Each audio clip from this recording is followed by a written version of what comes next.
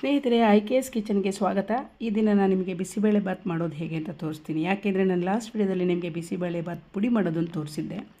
ಇಲ್ಲಿ ಹುರುಳಿಕಾಯಿ, ಕ್ಯಾರೆಟು, ನವಿಲುಕೋಸು ಇವು 3 ತರಕಾರಿ ಇಟ್ಕೊಂಡಿದ್ದೀನಿ.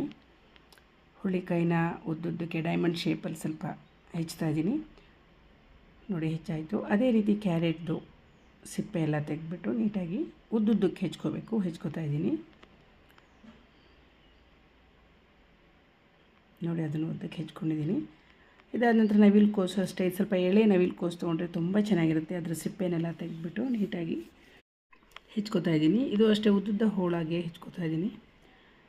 ಸೊ ಇದಾದಮೇಲೆ ರಾಜ್ಮಾ, ಕೆಲವರು ಬಟಾಣಿ ಕಾಳು ಹಾಕ್ತಾರೆ. ನಾನು ಇಲ್ಲಿ ಇವತ್ತು ರಾಜ್ಮಾ ಹಾಕಿ ಬಿಸಿಬೇಳೆ ಬಾತ್ ಮಾಡ್ತಾಯಿದ್ದೀನಿ. ಈಗ ಫಸ್ಟು ಇವು 3 ತರಕಾರಿಗಳನ್ನ ನಾವು ಒಂದು ಬಾಣಲೆಯಲ್ಲಿ ನೀರು ಹಾಕಿಬಿಟ್ಟು ಬೇಯಿಸ್ಕೊಳ್ಳಿ ಸ್ಟಾರ್ಟ್ ಮಾಡಬೇಕು. ಹದವಾಗಿ ಬೇಯಿಸ್ಕೋಬೇಕು. ಯಾಕೆ ಅಂತಂದರೆ ಕುಕ್ಕರಲ್ಲಿ ಎಷ್ಟೋ ಜನ ಹಾಕ್ತಾರೆ, ಆದರೆ ಅದು ಫುಲ್ ಬೆಂದುಬಿಟ್ಟು ಯಾವುದೇ ಹೋಳುಗಳು ಕೂಡ ಕಣ್ಣಿಗೆ ಕಾಣಿಸದೆ ಅಷ್ಟು ಕರ್ಗಿ ಹೋಗಿಬಿಡುತ್ತೆ. ಅರ್ಧ ಕಪ್ಪು ಊಟದಕ್ಕಿ, ಸೋನಾ ಮೊಸರಿ ಇರ್ಬೋದು, ನಿಮಗೆ ಇಷ್ಟವಾದ ಯಾವುದೇ ಅಕ್ಕಿ ಬೇಕಾದ್ರೆ ತೊಗೋಬೋದು. ಅರ್ಧ ಕಪ್ಪು ತೊಗರಿಬೇಳೆ, ಅಂದರೆ ಅರ್ಧ ಪಾವೋದು ಲೆಕ್ಕ.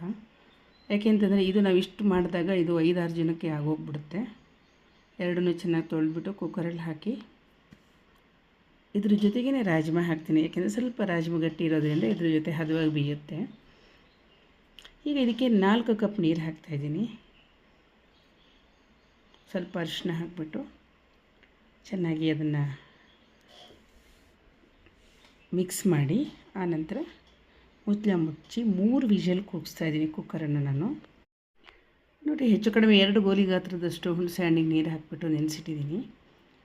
ಮಿಕ್ಸಿಗೆ 1 ಕಪ್ಪು ತೆಂಗಿನ ತುರಿ, ಅರ್ಧ ಕಪ್ಪು ಕೊಬ್ಬರಿ ತುರಿ 2 ಹಾಕಿ ನಾನೇ ಮಾಡ್ಕೊಂಡಂತಹ ಬಿಸಿಬೇಳೆ ಬಾತ್ ಪುಡಿ, ಇದ್ರದ್ದು ಲಿಂಕ್ ನಿಮಗೆ ಸಿಗುತ್ತೆ.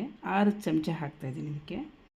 ಈ ಬಿಸಿಬೇಳೆ ಬಾತ್ ಪುಡಿದು ರೆಸಿಪಿ ಲಿಂಕ್ ಏನಿದೆ ಅದನ್ನು ಇಲ್ಲಿ ಕೆಳಗಡೆ ಇದೇ ವಿಡಿಯೋದಲ್ಲಿ ತೋರಿಸಿದ್ದೀನಿ, ನೀವು ಅದನ್ನು ನೋಡ್ಕೋಬೋದು. ನೋಡಿ, ಇದಾದಮೇಲೆ ಆ ಹುಣಸೆಹಣ್ಣು ನೆಂದಿರೋದನ್ನು ಇದ್ರ ಜೊತೆಗೆ ಹಾಕಿಬಿಟ್ಟು ಮಿಕ್ಸಿ ಮಾಡ್ಕೋತಾ ಇದ್ದೀನಿ. ಚೆನ್ನಾಗಿ ನುಣ್ಣಗೆ, ಎಷ್ಟು ನುಣ್ಣಗಾಯಿತು ಅಷ್ಟು ನುಣ್ಣಗೆ ನೀರು ಹಾಕಿಬಿಟ್ಟು ತಿರುಕೋತಾ ಇದ್ದೀನಿ. ಈಗ ಈ ಕುಕ್ಕರಲ್ಲಿ ಬೇಯಿಸಿರ್ತಕ್ಕಂಥ ಬೇಳೆ, ಅಕ್ಕಿ ಮತ್ತು ಜೊತೆಗೆ ನಾವೇನು ಬಾಣಲೆಯಲ್ಲಿ ತರಕಾರಿ ಬೇಯಿಸಿಟ್ಕೊಂಡಿದ್ವಿ ಎಲ್ಲವನ್ನೂ ಕೂಡ ಒಂದು ದೊಡ್ಡ ಪಾತ್ರೆಗೆ ಮಿಕ್ಸ್ ಮಾಡ್ಕೋತಾ ಇದ್ದೀನಿ. ನೋಡಿ, ಎಲ್ಲವನ್ನೂ ಹಾಕ್ತಾಯಿದ್ದೀನಿ. ಹಾಗೆಯೇ ತಿರುವಿದ್ದು ಕೂಡ ಮಸಾಲೆನ ಜೊತೆಲೆ ಒಟ್ಟಿಗೆ ಹಾಕ್ತಾಯಿದ್ದೀನಿ. ಈಗ ಸಾಕಷ್ಟು ನೀರು ಹಾಕಬೇಕು, ಏಕೆಂದರೆ ಎಲ್ಲವೂ ಗಟ್ಟಿ ಇರೋದ್ರಿಂದ ಸಾಕಷ್ಟು ನೀರು ಮಿಕ್ಸ್ ಮಾಡ್ತಾಯಿದ್ದೀನಿ. ನೋಡಿ, ಎಲ್ಲವೂ ಆಯಿತು. ಈಗ ಕೂಡಿಸ್ತಾ ಇದ್ದೀನಿ ಇದನ್ನು ಒಟ್ಟಿಗೆ. ಈಗ ಒಲೆ ಸಣ್ಣದಾಗಿ ಉರಿತಾ ಇರುತ್ತೆ ಇದು ಮಾಡುವಾಗ. ಇನ್ನೂ ನೀರು ಬೇಕು ಅಂತ ಅನಿಸಿದ್ರೆ ಮತ್ತೆ ಆ್ಯಡ್ ಮಾಡ್ಕೋಬೇಕು, ಯಾಕೆಂದರೆ ಕುದೀತಾ ಅದು ಗಟ್ಟಿ ಆಗ್ತಾ ಹೋಗುತ್ತೆ. ಇದಕ್ಕೆ ಈಗ ಕುದಿಲಿಕ್ಕೆ ಪ್ರಾರಂಭ ಆಗೋ ಟೈಮಲ್ಲಿ ಉಪ್ಪು ಎಷ್ಟು ಬೇಕೋ ಅಷ್ಟು ರುಚಿಗೆ ಹಾಕಿಬಿಟ್ಟು ಒಂದು ತುಂಡು ಬೆಲ್ಲ ಹಾಕ್ತೀನಿ. ಅದು ಕೆಲವರಿಗೆ ಬೇಕಾಗ್ಬೋದು, ಇನ್ನು ಕೆಲವರು ಯೂಸ್ ಮಾಡದೇ ಇರೋರಿಗೆ ಬೆಲ್ಲ ಬಿಡ್ಬೋದು. ಹಾಕ್ಬಿಟ್ಟು ಮತ್ತೆ ಒಂದಿಷ್ಟು ನೀರು ಹಾಕಿ ನೋಡಿ ಚೆನ್ನಾಗಿ ಕುದಿಸ್ತಾ ಇದ್ದೀನಿ ಇದನ್ನು. ನೋಡಿ, ಈಗ ಇದಕ್ಕೆ ಮತ್ತೆ ಒಂದಿಷ್ಟು ಕೊಬ್ಬರಿ ತುರಿ, ಸಣ್ಣ ತುರಿ ಮಾಡಿ ಇಟ್ಕೊಂಡಿರೋದನ್ನು ಇದಕ್ಕೆ ಮಿಕ್ಸ್ ಮಾಡ್ತಾಯಿದ್ದೀನಿ. ಅದಾದ ನಂತರ ಮತ್ತೆ ಬಾಣಲೆಯಲ್ಲಿ ಒಂದಿಷ್ಟು ತುಪ್ಪ ತಗೊಂಡು ಕ್ಯಾಶ್ಯೂ ನಟ್ ಅಥವಾ ಗೋಡಂಬಿ ಬೀಜ ಹಾಕಿ ಹುರ್ಕೋತಾ ಇದ್ದೀನಿ.